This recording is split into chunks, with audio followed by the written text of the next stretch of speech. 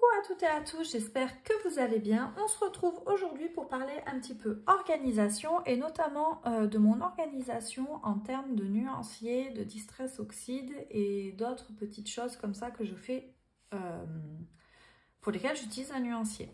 Donc en fait, lors d'un dernier haul, je vous ai présenté mon petit nuancier Distress Oxyde et en fait, j'ai eu énormément de questions à ce sujet.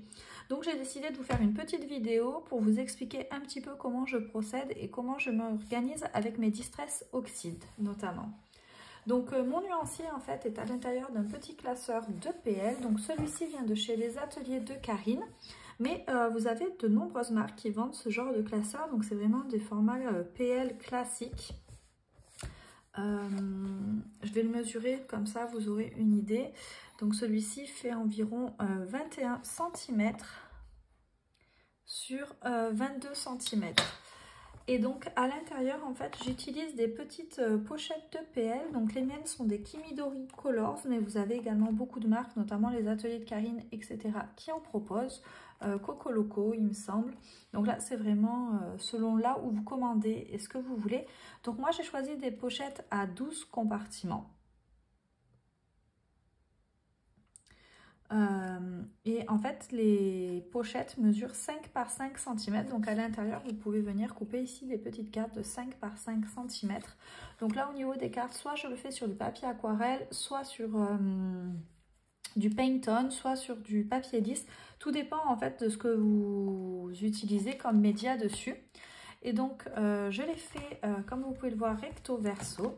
Et après voilà vous avez l'ensemble du nuancier. Donc ici vous avez mes Distress Oxyde, ici mes Cosmic Shimmer et là mes Magicals. Donc j'ai commencé à m'organiser pour tout ceci. Et là, il me manquerait, je dirais, des intercalaires que je vais réaliser donc, pour pouvoir bien repérer les différentes catégories. Bon, vous voyez, j'ai encore peu de catégories à faire, mais je pense que c'est bien pratique de pouvoir les repérer facilement. Donc, au niveau des classeurs et des pochettes, comme je vous disais, vous avez énormément de marques qui font ce format de classeur, qui sont vendus également sur beaucoup de boutiques. Vous pouvez en retrouver sur La Fée du Scrap, dans mes pochettes, mais vous pouvez également directement retrouver des classeurs de différentes marques comme Craftelier, Kimidori, Rita Rita, Coco Loco. Voilà, donc là c'est vraiment libre selon le format dont vous avez besoin. Si vous avez énormément de matériel, peut-être qu'un format plus grand sera plus avantageux pour vous et prendra moins de place qu'un petit classeur comme ceci. Moi je trouve que c'est vraiment un format qui me convient bien. L'avantage de ce genre de nuancier, c'est que vous pouvez par exemple sortir votre carte si vous le souhaitez pour aller ensuite regarder avec d'autres produits si les couleurs peuvent matcher, etc. en les superposant. Donc ça je trouve que c'est vraiment super pratique. Moi c'est une des raisons qui m'a poussée à partir sur ce genre de format, c'est qu'en fait je peux récupérer d'ailleurs et aller comparer pour choisir mes combos de couleurs lorsque je travaille. Donc ça c'est le petit bonus du nuancier. Et donc concernant mon organisation au niveau des Distress Oxyde, alors pour le moment ce que j'ai choisi de faire c'est de les ranger dans des petites boîtes comme ça. Donc je trouve que ça fonctionne plutôt pas trop mal. Vous allez voir comment je me suis organisée. Donc au niveau des Distress Oxyde, en fait je les ai toutes mises dans des petits pots comme ça. À l'intérieur je peux en mettre 4 et 4, 8, 12.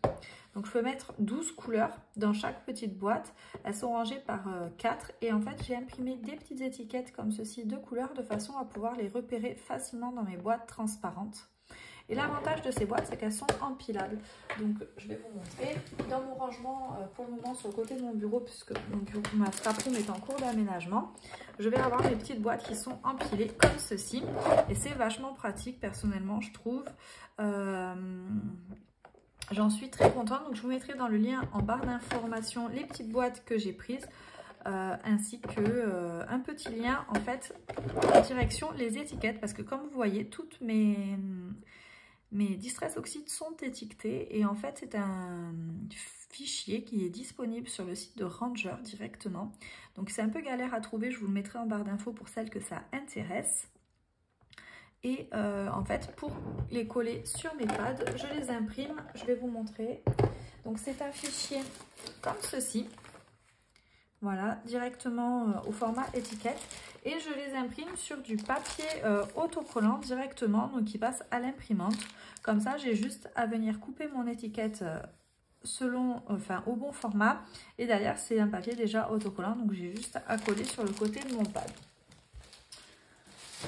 Donc voilà au niveau des étiquettes. Et donc maintenant, je vais vous montrer comment je procède pour faire mon nuancier. Donc, en fait, c'est tout simple. Je viens ici prendre ma petite carte. Je mets habituellement un petit bout de washi tape dessous. Voilà. Et ensuite, je prends mon... il a descendu tous les ciseaux. C'est pas très grave. Je viens tout simplement sortir ma couleur et appliquer ici avec, voilà, une petite brosse. Donc moi je travaille surtout avec des brosses, c'est ce que je préfère. J'ai également les applicateurs classiques, mais j'aime bien les petites brosses, je trouve ça pratique. Et surtout, en fait, je les lave, je les rince à l'eau entre chaque utilisation, ce qui me permet d'avoir par exemple qu'une brosse pour le bleu, une ou deux brosses pour le bleu et pas avoir une mousse pour chaque couleur. Donc je trouve cet aspect plutôt pratique. Moi j'aime bien comme ça et ça marche plutôt bien. Mes brosses sont dans un état impeccable. J'ai aucun souci à ce niveau là. Donc en fait voilà comment je procède. Ensuite habituellement je retire mon petit washi tape et je viens écrire au marqueur ici en bas la couleur donc de la Distress Oxide. Donc c'est vraiment tout simple comme vous pouvez le voir. On va faire la seconde. Donc je mets toujours un petit essuie-tout quand même pour protéger, pour pas m'en mettre partout sur le plan de travail parce que ça après ça tâche, ça tâche tout simplement ce que vous utilisez. C'est un peu relou. Hop. Et donc la deuxième.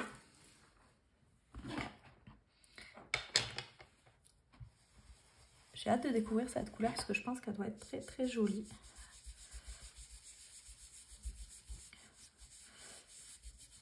Donc sur mes cartes, j'essaie toujours de faire un côté un peu moins chargé et un côté un peu plus chargé de façon à pouvoir voir si je mets beaucoup d'encre ou pas la différence, les effets que je peux obtenir. Donc vous voyez là, il y a un côté très très chargé et ici je vais essayer de charger un petit peu moins. Voilà. Donc une fois que ceci est fait, voilà, je décolle mon washi tape et j'ai donc mes deux petites fiches de nuancier de Distress Oxide qui sont réalisées. Et je vais maintenant tout simplement venir coller sur mes pads la couleur. Donc pour ça, de façon à ce que toutes les étiquettes soient à peu près alignées, je viens placer ici comme ça les deux autres pads et je vais coller mon étiquette. Donc hop, dans ce sens, je les mets toutes dans le même sens. C'est un petit peu un côté maniaque que j'ai, voilà. Et je viens à peu près coller. Comme ça, c'est à peu près aligné. Je préfère quand c'est tout droit, tout carré. Donc la première et ensuite la seconde.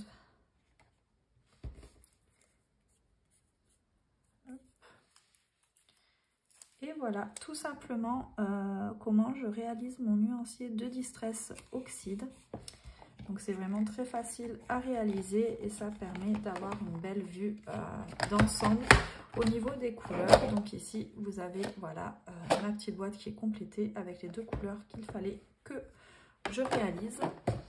Et donc je vais venir maintenant ranger ceci à l'intérieur de mon nuancier.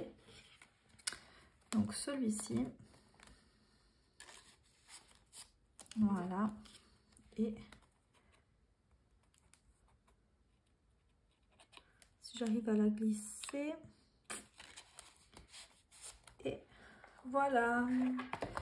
pour mon nuancier. Donc j'espère que ça aura répondu à certaines de vos questions. Et puis moi je vous retrouve très vite pour une nouvelle vidéo.